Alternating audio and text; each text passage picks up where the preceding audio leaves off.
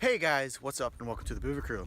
Today I want to talk to you about trail cameras, basically how to use them and where to put them. For me, when I use trail cameras, I use them to 1, catalog deer, 2, find new deer, and 3, find new areas to hunt. So the first camera I want to show you actually is one that we have set up over a cornfield. So a cornfield, of course, is a food source that deer everywhere use. Right here's a camera on a fence post overlooking a cornfield here, and deer trails coming all out of this woods. So if you look here at this picture, this buck came out of one of those trails right there. It's just walking along the side here. Big drop tine buck. And if you look at these other pictures, you'll see we have lots of other deer moving across here, as well as doe, buck, all sorts of cool pictures, as well as foxes, raccoons, and groundhogs. So it's a good area. So take note, 1, put your camera over a food source. So if you're ever wondering how to use a camera, basically there's pretty much an on button and a couple different select buttons. This is a wild game camera. I have no idea what model this is, but all you got to do on this one is press the power button. You should see a red light come on, and here's the menu. I'm going to press this button, go down to image. I'm going to press enter, and I'm going to change this over to still and press enter again. So now it's going to take a picture instead of a video. 0 photos on it now because I already emptied it.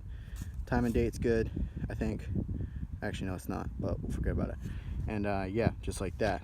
And red light's blinking, which means it's working. And we're just going to close it up. So that's basically how you use. So I have many other areas that I use, that I put cameras in. One, I have an area right down here that I rarely put a camera at, but I do occasionally. This area, just look right down here. There's deer that are always running through here, and there's a creek right here. I've put cameras down here to kind of just check if there's anything down here. I've never hunted here, but I have seen deer here occasionally. It's just, there's not enough deer right here in this particular spot to make it worthwhile. Even though there's so many deer up above me in the cornfield, I don't know, it's just not quite worth it. And that's what the cameras are telling me. Another tip, don't always trust the camera, because I'm looking at tons of deer tracks right here. And a lot of times the camera, whether it's trigger speed or something, the camera never captures the right picture.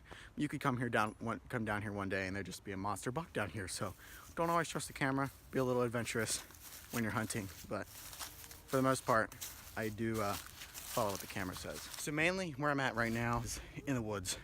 Mainly tall timber, being tulip poplar, and quite a few oaks as well. Right now I'm on a hillside. This hillside is mainly small shrubs, and there's a trail right there, and if we just go right down below that, it's all tulip poplar and a lot of more multiflora rose. So 2 pretty much different habitats separated by a trail. We have all this shrubs here that not a lot of cover in the winter. So there's not a lot of deer here in the winter, but the multiflora rose, there's a lot of cover and bedding, so that's where they're going to stay during the winter. So in the winter time, I like to put cameras in bedding areas along there, especially during creek bottoms. Right now it's kind of a windy day, so a lot of the deer are going to be spending their time down in a low area.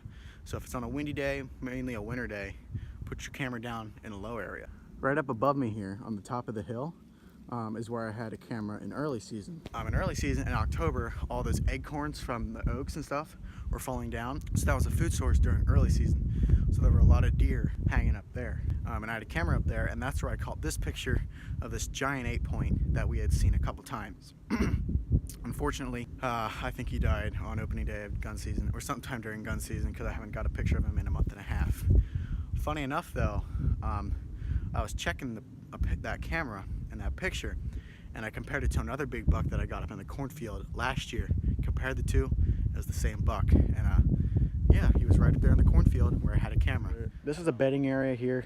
Very well used trail coming from that field right here going that way, and then my camera's up there from the field going through there. But then there's a trail that comes down here and a trail that goes this way all along down that way. We're gonna go check that camera, really hoping there's something on it. So I was just walking down here and my tree stand's right here, but I just caught an unfortunate glimpse of something dead. And that, I believe, I think it's a great blue heron. Comment down below what that is. I think it's a great blue heron. At first I thought it was a vulture, but the long neck makes me believe it's a heron. So comment down below if you know what that is. But yeah, that's unfortunate because they're really cool creatures. All right, right here is where one of the deer trails is, and it ducks right into here. And I've seen deer come to about right here and duck in there before when I was hunting up in my stand back in archery one year. But this is a very well used trail. This used to be a 4-wheeler trail, but it goes in there, and I see deer out in this field all the time. And here's one of the fence crossings. Doesn't look like it's been used in a little while though. Not very fresh tracks. But we're gonna go up to the other one, which is just right up here. Back when I put the camera up, I was thinking about putting it right in here on that little thing, but it didn't really fit right. But just look at the deer traffic right here. So tip number 3, look for well-used deer trails, as well as pinch points, funnels, and even bedding areas. Right here is a somewhat used bedding area back in there. I've never been in there. No, I've been in there once. And I saw some deer poop and a lot of bedding activity. Here's another tip, don't go walking into a bedding area. You shouldn't really do that because you can risk scaring those deer out of that bedding area. Yeah. Here's another trail that goes right up to where the camera is. So I should come hunting up here sometime. I've never been hunting up here. It's the weird thing. It's such a well-used deer area. Just coming up here, and I've seen deer come up here before. Hey, come here. Here's the, yep, she just went through it.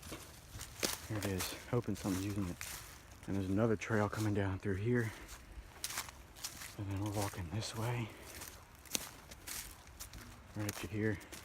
And here's the camera, so let's hope something's here. Anyway, I only got 12 pictures on this camera. So I'm taking the camera down. We're gonna go check it back up at the house. And I took it down, we're gonna go check it. And we'll probably put it in a different area because there's not a lot of pictures on it. I want a good steady stream of deer when I'm hunting an area. Also, comment down below if you guys want to see some fishing videos, because this is the time of the year that I like to kind of do some creek fishing. Normally it's not very good in the winter, but I just like to fish in the winter for some reason. Right back here, caught bass, sunny, catfish, a lot of stuff in there. So let me know if you guys want to see some fishing videos. Comment down below. So I hope you guys found this video a little helpful, kind of where to put cameras and how to find, how to get the best pictures and everything. If you liked it, don't forget to give it a big thumbs up. Comment down below for new video ideas. And hope to see you guys in the next video. Catch you later on the Buva Crew.